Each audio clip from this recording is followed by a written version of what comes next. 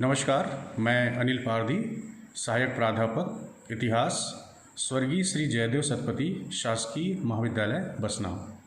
प्रिय स्टूडेंट, आज हम बीए फाइनल ईयर के सेकंड पेपर के 5th यूनिट की टॉपिक संयुक्त राष्ट्र संघ, इसकी स्थापना एवं संगठन के विषय में चर्चा करेंगे।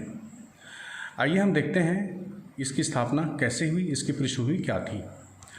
प्रथम विश्व युद्ध की समाप्ति के पश्चात विश्व शांति की स्थापना के उद्देश्य से राष्ट्र संघ की स्थापना की गई थी, परंतु राष्ट्र संघ शांति स्थापना करने में असफल रहा और विश्व को 20 वर्ष पश्चात ही द्वितीय विश्व युद्ध की विभीषिका का सामना करना पड़ा। यह प्रश्न अपने आप में अलग है कि राष्ट्र संघ की असफलता क्या उसके जन्म के साथ ही निश्चित हो चुकी थी। कुल मिलाकर राष्ट्र संघ की असफलता ने स्थायी शांति को सुरक्षित रखने वाले एक अंतर्राष्ट्रीय संगठन की आवश्यकता का अनुभव करा ही दिया। प्रश्न यह उठा कि क्या राष्ट्र संघ को ही पुनर्जीवित कर नया रूप दिया जाए, किंतु अमेरिका एवं पश्चिमी देश राष्ट्र संघ से पृथक संगठन के पक्षपाती थे। अतः एक नई अंतर्राष्ट्रीय संस्था के गठन के प्रयास युद्ध काल में ही प्रारंभ हो गए। संयुक्त राष्ट्र संघ के निर्माण की पृष्ठभूमि के विषय में हम प्रकाश डालते हैं।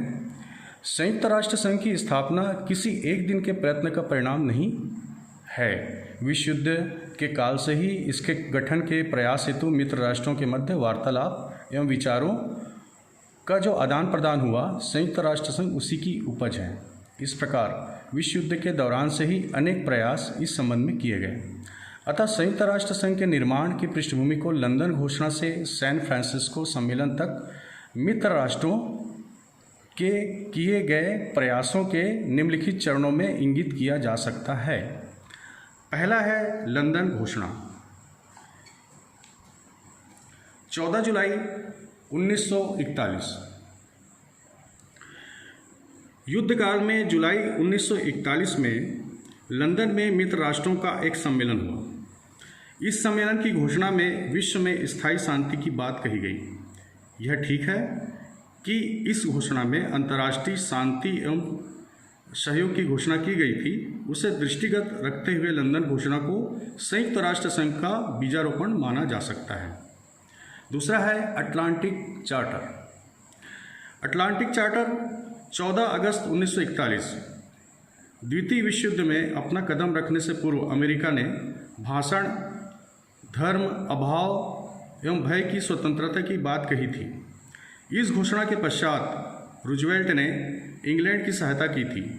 इसके तुरंत पश्चात रूजवेल्ट एवं चर्चिल ने समान हितों पर बात करने के लिए मुलाकात की और बातचीत के पश्चात 14 अगस्त 1941 को एक संयुक्त विज्ञप्ति जारी की गई, जिसे अटलांटिक चार्टर कहा जाता है।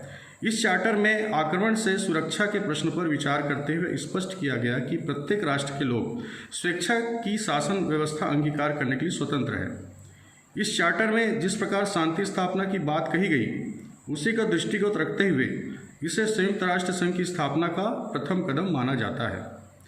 तीसरा है संयुक्त राष्ट्रों की घोषणा 1 जनवरी 1942। 1 जनवरी 1942 ईस्वी में मित्र राष्ट्रों एवं उनके साथी सभी राष्ट्रों ने वाशिंगटन में एक घोषणा पत्र पर हस्ताक्षर किए। इस घोषणा पत्र में जर्मनी एवं उसके साथी राष्ट्रों को पराजित करने पर जोर देते हुए अटलांटिक चार्टर को स्वीकार किया गया।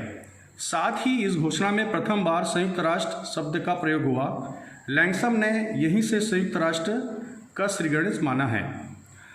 चौथा है मॉस्को सम्मेलन 30 अक्टूबर 1943।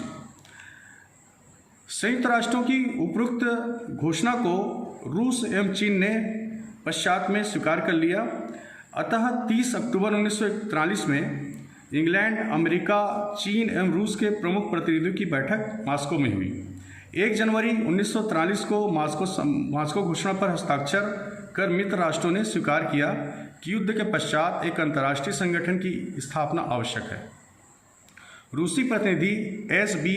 क्राइलोव ने मॉस्को सम्मेलन के महत्व के विषय में लिखा है, मॉस्को संयुक्त राष्ट्र संघ का जन्म स्थान बन गया, क्योंकि यह मॉस्को ही था जहां पर अंतर्राष्ट्रीय संगठन की घोषणा की गई। पांचवा है तेहरान सम्मेलन नवंबर 1943। मॉस्को सम्मेलन के पश्चात तेहरान में एक सम्मेलन आयोजित किया गया जिसमें चर्चिल, रूजवेल्ट एवं स्टालिन प्रथम बार एक साथ मिले। बैठक के पश्चात 1 दिसंबर 1943 ईस्वी को संयुक्त रूप से घोषणा की गई कि विश्व के सभी छोटे बड़े राष्ट्रों को विश्व संगठन का सदस्य होने के लिए आमंत्रित किया जाएगा। छठा है डम्बर्टन ऑक्स सम्मेलन, अगस्त से अक्टूबर 1944। 21 अगस्त 1944 ईस्वी से 7 अक्टूबर 1944 ईस्वी तक वाशिंगटन नगर के एक भवन डम्बर्टन ऑक्स में अमेरिका, रूस, चीन एवं इंग्लैंड के प्रतिनिधियों का एक सम्मेलन हुआ जिसमें अंतर्राष्ट्रीय संगठन के प्रारंभिक प्रस्तावों की रूपरेखा निर्धारित की गई। सम्मेलन के प्रस्तावों की घोषणा 9 अक्टूबर 1944 को करते समय अमेरिकी राष्ट्रपति रूजवेल्ट ने कहा था, प्रस्तावित सामान्य सम्मेलन को मेहराब की मुख्य आधारशिला समझना चाहिए। सुरक्षा एवं शांति की इमारत के नियोजन का कार्य अच्छी तरह से आरंभ हो गया है। अब यह राष्ट्रों के लिए वांछनीय है कि वे रचनात्मक उद्देश्य और पारस्परिक विश्वास की भावनाओं के साथ इस निर्माण कार्य को पूर्ण करें। 7वां है याल्टा सम्मेलन। डम्बर्टन ऑक्स सम्मेलन में उभरे मतभेदों के निराकरण हेतु फरवरी 1945 ईस्वी में याल्टा में एक सम्मेलन हुआ। इसमें अमेरिका, रूस, ब्रिटेन, चीन एवं फ्रांस के वीटो के अधिकार को स्वीकार करते हुए घोषणा की गई कि अंतर्राष्ट्रीय संगठन की स्थापना हेतु 25 अप्रैल 1945 ईस्वी में सैन फ्रांसिस्को में एक सम्मेलन आयोजित किया जाएगा। 8वां बहुत महत्वपूर्ण सम्मेलन हुआ सैन फ्रांसिस्को सम्मेलन, अप्रैल से जून 1945 ईस्वी। याल्टा सम्मेलन में किए गए निर्णय के अनुरूप अंतर्राष्ट्रीय संगठन की स्थापना हेतु 1945 ईस्वी में सैन फ्रांसिस्को में एक सम्मेलन आयोजित किया गया जिसमें 50 देशों ने भाग लिया। इसमें संयुक्त राष्ट्र संघ का मसौदा तैयार कर चार्टर को अंतिम रूप प्रदान किया गया। 24 अक्टूबर 1945 ईस्वी को संयुक्त सुरक्षा परिषद के 5 स्थायी सदस्यों, जिसमें अमेरिका, इंग्लैंड, फ्रांस, रूस एवं चीन थे, तथा अन्य 24 राष्ट्रों का समर्थन प्राप्त होने पर संयुक्त राष्ट्र संघ का विधान लागू कर दिया गया। इसी दिन को संयुक्त राष्ट्र संघ दिवस के रूप में मनाया जाता है। आइए देखते हैं संयुक्त राष्ट्र संघ के उद्देश्य एवं सिद्धांत। संयुक्त राष्ट्र संघ के चार्टर 19 अध्याय, 111 धाराएं एवं लगभग 10,000 शब्द है। चार्टर के अनुच्छेद में उसके उद्देश्य एवं चार्टर की दूसरी धारा में उसके सिद्धांतों का उल्लेख है। इसके उद्देश्य एवं सिद्धांत पर हम प्रकाश डालते हैं। पहला उद्देश्य देखते हैं।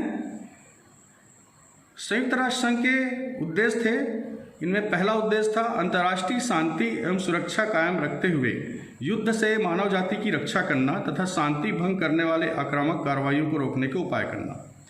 दूसरा प्रमुख उद्देश्य था राष्ट्रों के समान अधिकारों एवं आत्मनिर्णय के आधार पर विश्व के राष्ट्रों के मध्य मैत्रीपूर्ण संबंधों का विकास एवं विश्व शांति को सुदृढ़ बनाने के उपाय करना। तीसरा उद्देश्य था विश्व की सामाजिक, आर्थिक, सांस्कृतिक एवं मानवतावादी समस्याओं के निराकरण हेतु अंतर्राष्ट्रीय सहयोग प्राप्त करना तथा मानव अधिकारों व आधारभूत स्वतंत्रताओं के प्रति सम्मान भावना का विकास करना। चौथा उद्देश्य था संयुक्त राष्ट्र को एक ऐसे केंद्र के रूप में लाना जो कि उक्त उद्देश्यों की पूर्ति हेतु विभिन्न राष्ट्रों द्वारा किए जाने वाले प्रयत्नों में सामंजस्य स्थापित कर सके। सिद्धांत के विषय में जानना चाहेंगे हम। पहला सिद्धांत था संयुक्त राष्ट्र संघ का। पहला है संयुक्त राष्ट्र संघ के सभी सदस्य राष्ट्रों को सार्वभौमिकता और समानता अक्षुण्ण है। दूसरा सिद्धांत है सभी सदस्य राष्ट्र संयुक्त राष्ट्र संघ के नियमों का पालन करेंगे। तीसरा सिद्धांत है पारस्परिक झगड़ों का निपटारा सभी सदस्य राष्ट्र शांतिमय उपायों से करेंगे। चौथा है कोई भी सदस्य राष्ट्र किसी राष्ट्र की प्रादेशिक अखंडता एवं राजनीतिक स्वतंत्रता के विरुद्ध कोई भी ऐसा कार्य नहीं करेगा जिससे उस राष्ट्र एवं संयुक्त राष्ट्र संघ का अपमान होता हो। पांचवा सिद्धांत है संयुक्त राष्ट्र संघ यह प्रयत्न करेगा कि संघ के सदस्य राष्ट्रों के अतिरिक्त भी अन्य राष्ट्र संघ के सिद्धांतों का पालन करें। छठा है संघ किसी भी राष्ट्र के आंतरिक मामलों में दखल नहीं देगा।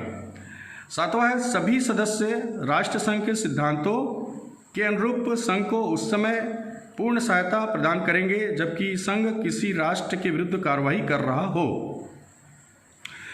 आइए देखते हैं संयुक्त राष्ट्र संघ की सदस्यता एवं मुख्य बातें। संयुक्त राष्ट्र संघ के चार्टर में 2 प्रकार के सदस्यों की व्यवस्था है। संघ के चार्टर में 3 से 6 अनुच्छेद तक सदस्यता का विस्तृत उल्लेख है। प्रथम प्रकार के सदस्यों को प्रारंभिक सदस्य कहा जाता है। ये वे राष्ट्र हैं जिन्होंने सैन फ्रांसिस्को सम्मेलन में भाग लिया था या चार्टर के विधान को स्वीकार किया था। दूसरे प्रकार के सदस्य निर्वाचित सदस्य कहलाते हैं। ये संघ के उद्देश्यों एवं सिद्धांतों को स्वीकार करते हुए एक प्रार्थना पत्र देकर पश्चात में संघ के सदस्य बने हैं। संयुक्त राष्ट्र संघ की सदस्यता सुरक्षा परिषद के समर्थन एवं महासभा की स्वीकृति के पश्चात संभव है। संघ किसी भी सदस्य राष्ट्र को यदि वह चार्टर के सिद्धांतों का अतिक्रमण करता है तो सुरक्षा परिषद के समर्थन एवं महासभा के निर्णय के अनुसार निष्कासित कर सकता है। संयुक्त राष्ट्र संघ का प्रधान कार्यालय न्यूयॉर्क में है। अंग्रेजी, चीनी, स्पेनिश, फ्रेंच एवं रूसी भाषाएं संयुक्त राष्ट्र संघ को स्वीकृत भाषाएं हैं। आइए संयुक्त राष्ट्र संघ के संगठन या उसके अंग के विषय में चर्चा करते हैं। पहला है साधारण सभा। इसका संगठन देखते हैं। संयुक्त राष्ट्र संघ के साधारण सभा का जो प्रमुख अंग है, साधारण सभा के सदस्य संयुक्त राष्ट्र संघ के सभी सदस्य राष्ट्र हैं। साधारण सभा के अधिवेशन में, जो कि विश्व में एक बार सितंबर माह के बाद पड़ने वाले पहले मंगलवार से आरंभ होता है, प्रत्येक सदस्य राष्ट्र अपने 5 प्रतिनिधि भेजने का अधिकारी है। विशेष परिस्थिति में यदि सुरक्षा परिषद या संघ के आधे से अधिक सदस्य चाहे तो साधारण सभा का अधिवेशन कभी भी बुला सकते हैं। साधारण सभा के कार्य एवं शक्तियां। चार्टर की धारा 10 से 17 तक के सभा के कार्यों एवं शक्तियों का उल्लेख है। सभा को संयुक्त राष्ट्र संघ का बजट स्वीकार करने का अधिकार प्राप्त है। वह संरक्षण समिति को आदेश दे सकती है तथा उसके कार्यों का निरीक्षण कर सकती है। आर्थिक एवं सामाजिक समिति के सदस्यों का चयन एवं उनके कार्यों को स्वीकृत करने की शक्ति भी सभा के पास है। सुरक्षा परिषद के सहयोग से वह संयुक्त राष्ट्र संघ के नए सदस्यों की भर्ती एवं अंतर्राष्ट्रीय न्यायालय एवं कार्यालय में कुछ नियुक्तियां तथा संघ के विधान में परिवर्तन कर सकती है। यह ठीक है कि शांति एवं सुरक्षा स्थापित करने का कार्य सुरक्षा परिषद का है, परंतु साधारण सभा भी इस विषय में सीमित कार्रवाई कर सकती है। किंतु यदि विषय सुरक्षा परिषद के विचाराधीन है तो वह इस विषय में कुछ नहीं कर सकती। 1950 ईस्वी में शांति एवं सुरक्षा प्रस्ताव के पास हो जाने से साधारण सभा को अधिकार प्राप्त हो गया कि यदि सुरक्षा परिषद अपने सदस्यों के एकमत न होने पर अंतर्राष्ट्रीय शांति एवं सुरक्षा स्थापित करने में असफल रहती है तो सुरक्षा एवं शांति के मामलों पर यह विचार कर सकती है। यही नहीं, साधारण सभा उस समय सामूहिक कदम उठाने का अनुरोध कर सकती है, जबकि सुरक्षा परिषद किसी समस्या का समाधान नहीं कर पाती। कोरिया के प्रश्न पर रूसी हस्तक्षेप के विरुद्ध साधारण सभा इस अधिकार का प्रयोग कर चुकी है।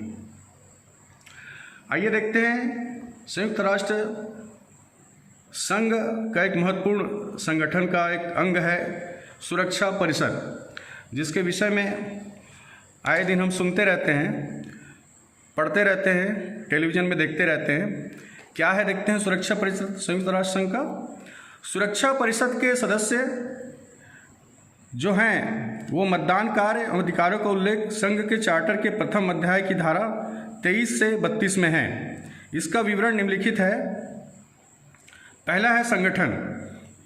सुरक्षा परिषद में 10 सदस्य अस्थायी एवं 5 स्थायी होते हैं।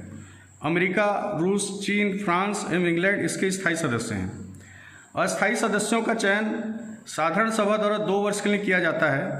इसके स्थायी सदस्यों के प्रतिनिधि स्थायी रूप से न्यूयॉर्क में रहते हैं, जो कि निरंतर बैठकों में संलग्न रहते हैं, परंतु 2 बैठकों के बीच का अंतराल 14 दिन का हो सकता है।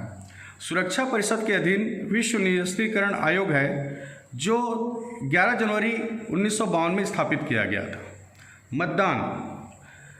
मतदान प्रक्रिया कैसा है सुरक्षा परिषद में? सुरक्षा परिषद किसी भी मामले में निर्णय सदस्यों का मतदान कराकर लेती है। प्रक्रिया संबंधी मामले में तो स्थायी सदस्यों की उपस्थिति अनिवार्य नहीं है, परंतु महत्वपूर्ण मामलों में स्थायी सदस्यों की उपस्थिति अनिवार्य है। यदि स्थायी सदस्यों में से किसी ने भी निर्णय के विरुद्ध मत दे दिया तो निर्णय अमान्य माना जाता है। इसे सुरक्षा परिषद के स्थायी सदस्यों को प्राप्त वीटो का अधिकार कहते हैं। वीटो का अधिकार यूएनए चार्टर के धारा 27 में सुरक्षा परिषद के स्थायी सदस्यों को वीटो का अधिकार प्राप्त है। इसका प्रयोग कर सुरक्षा परिषद का कोई भी स्थायी सदस्य किसी भी महत्वपूर्ण मामले के निर्णय को रद्द कर सकता है।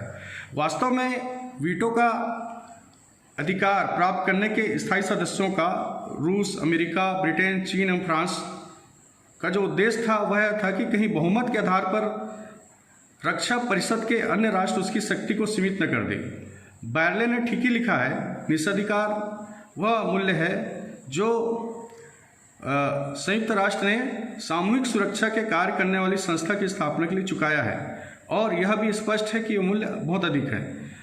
प्रश्न यह उठता है कि वीटो का अधिकार समाप्त करने से क्या कोई लाभ होगा? स्लाइचर ने इसका सटीक उत्तर देते हुए कहा है, वीटो का अधिकार तो असहमति का परिणाम है, न कि उनका कारण। अतः इसको समाप्त करने से कोई विशेष लाभ होगा। उल्लेखनीय बात तो यह है कि वीटो का अधिकार ने विश्व शांति में महत्वपूर्ण भूमिका तो निभाई ही है। कश्मीर के प्रश्न पर रूस ने वीटो की शक्ति का प्रयोग कर अमेरिका की इच्छा को पूर्ण होने से रोका।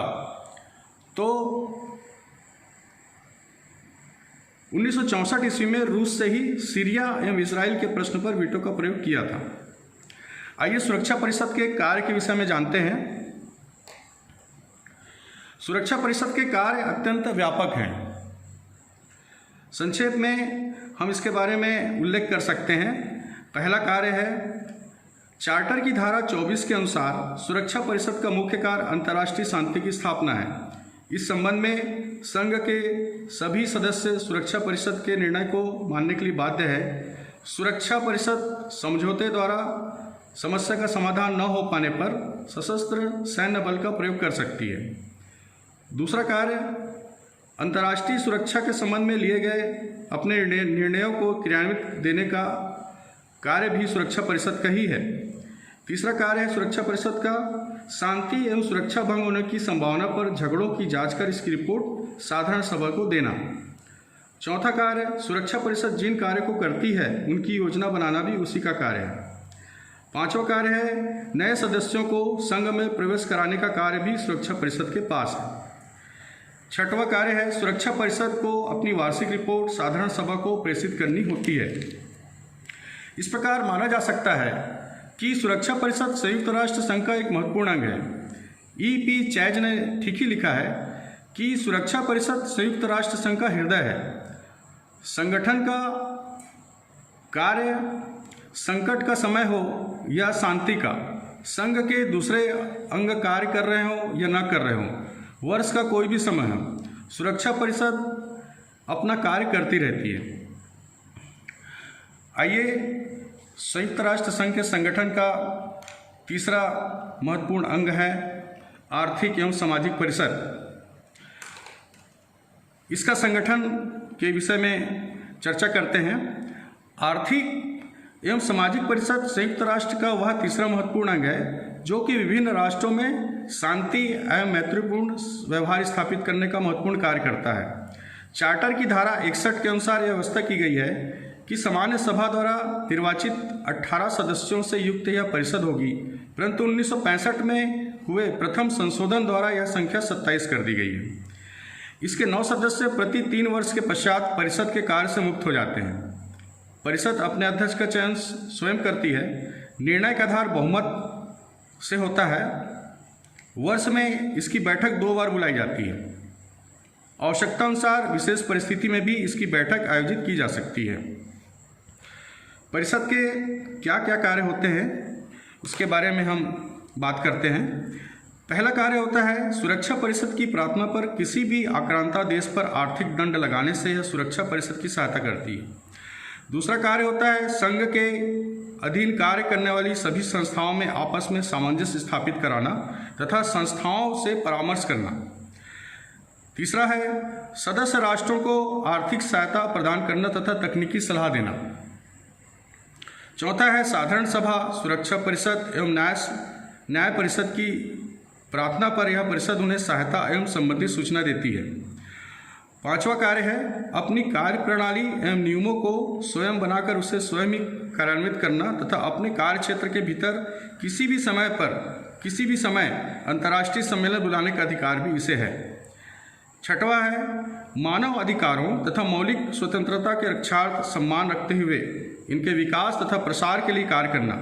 इस उद्देश्य की पूर्ति के लिए परिषद विभिन्न समितियों एवं आयोगों का गठन कर सकती है।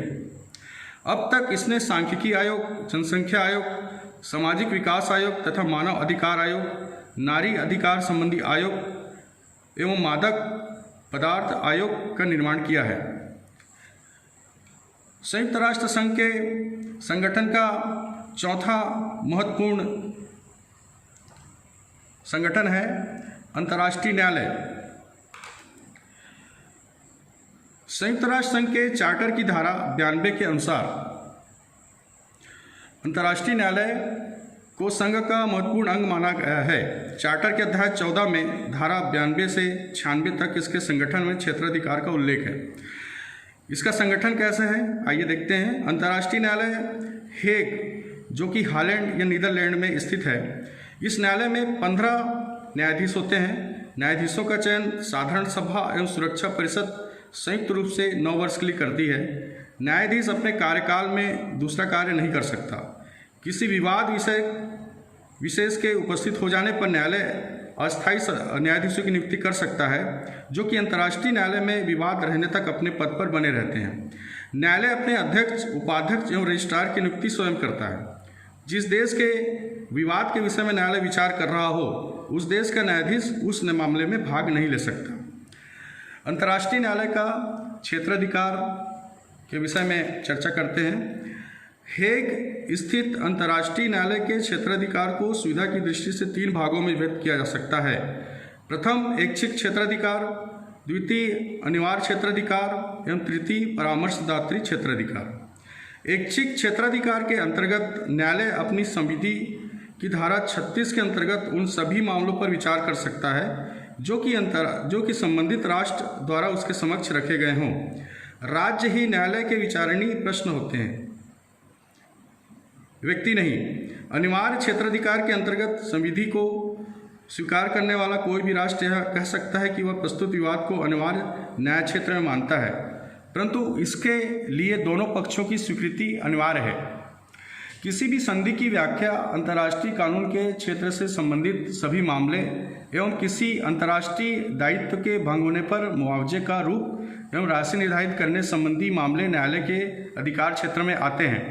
किसी भी राष्ट्र की इच्छा के विरुद्ध न्यायालय में कोई अभियोग नहीं लगाया जा सकता, इसलिए माना जाता है कि इसका राष्ट्रों पर अनिवार्य क्षेत्राधिकार नहीं है। परामर्शदात्री क्षेत्राधिकार के अंतर्गत साधारण सभा, सुरक्षा परिषद तथा अन्य मान्यता प्राप्त संस्थाओं द्वारा सौंपे गए प्रश्नों पर अंतर्राष्ट्रीय न्यायालय अपना राय दे सकता है, परंतु इस राय को मानने के लिए वे बाध्य नहीं हैं। संयुक्त राष्ट्र संघ का सचिवालय। संघ के अध्याय 15 में अनुच्छेद 97 से 101 तक सचिवालय का विस्तृत विवरण है।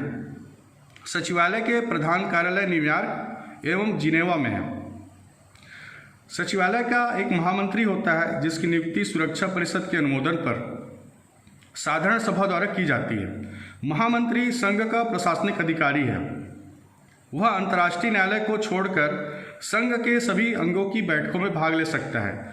वह सुरक्षा परिषद को सुरक्षा एवं शांति में अवरोध उत्पन्न करने वाली स्थिति से अवगत करा सकता है तथा साधारण सभा के नियमों के अनुरूप सचिवालय के कर्मचारियों की नियुक्ति करता है। सचिवालय को सुविधा की दृष्टि से सुरक्षा परिषद से संबंधित विषयों एवं विभाग, सम्मेलन एवं सामान्य सेवाएं, प्रशासकीय एवं वित्तीय सेवाएं, आर्थिक विषयों से संबंधित विभाग, सामाजिक विषयों से संबंधित विभाग, न्याय विभाग, लोक सूचना विभाग एवं ट्रस्टीशिप विभाग, इन 8 भागों में विभक्त कर दिया गया है। नेक्स्ट है न्यास परिषद। यूएन चार्टर के अध्याय 12 में अनुच्छेद 75 से 85 तक अंतर्राष्ट्रीय न्यास परिषद का विवरण है। अध्याय 13 के अनुच्छेद 86 से 91 तक न्यास परिषद का विवरण है। संयुक्त राष्ट्र संघ ने पिछड़े हुए क्षेत्रों अथवा राष्ट्रों के लिए न्यास पद्धति को अपनाया है। इस पद्धति का तात्पर्य यह है कि उन्नत एवं विकसित राष्ट्र अव्यवस्थित एवं अविकसित प्रदेश का शासन धरोहर के रूप में देखे, जिससे वहाँ की जनता में जागृति उत्पन्न हो। राष्ट्र संघ की मैंडेट व्यवस्था के अंतर्गत आने वाले प्रदेशों को न्यास परिषद के अंतर्गत ले लिया गया है। न्यास परिषद के उद्देश्य भी निर्धारित हैं। अंतर्राष्ट्रीय शांति एवं सुरक्षा की वृद्धि में सहयोग करना तथा न्यास परिषद न्यास क्षेत्रों के लोगों को राजनीतिक, सामाजिक, आर्थिक एवं शैक्षणिक दृष्टि से विकसित कर उनमें स्वशासन एवं स्वतंत्रता के प्रति जागरूकता उत्पन्न करना न्यास परिषद का मूल उद्देश्य। न्यास परिषद के कार्यों के विषय में स्पष्ट किया गया है कि वह संरक्षित क्षेत्रों का निरीक्षण कर यह पता लगाती है कि संरक्षक राष्ट्र न्यास पद्धति से शासन कर रहे हैं अथवा नहीं। संरक्षक राष्ट्र से वह वार्षिक रिपोर्ट मांगती है तथा संरक्षण प्राप्त प्रदेशों की जनता की शिकायतें सुनकर उसका निराकरण करती है। आइए देखते हैं अंत में अभिकरण एवं संस्थाएं। संयुक्त राष्ट्र संघ के मुख्य कार्य आर्थिक व सामाजिक परिषद के अंतर्गत अनेक विशिष्ट अभिकरण एवं संस्थाएं हैं। वे सामाजिक, आर्थिक, सांस्कृतिक एवं मानवीय कार्यों में संलग्न हैं। उनमें अंतर्राष्ट्रीय श्रम संगठन, खाद्य एवं कृषि संघ, संयुक्त राष्ट्र शैक्षणिक, वैज्ञानिक एवं सांस्कृतिक संघ, अंतर्राष्ट्रीय पुनर्निर्माण एवं विकास बैंक, अंतर्राष्ट्रीय मुद्रा कोष, विश्व डाक संघ, अंतर्राष्ट्रीय तार संचार संघ, अंतर्राष्ट्रीय शरणार्थी संघ, अंतर्राष्ट्रीय नागरिक उड्डयन संघ एवं विश्व स्वास्थ्य संघ विशेष उल्लेखनीय हैं। धन्यवाद स्टूडेंट। आज के टॉपिक में इतना ही।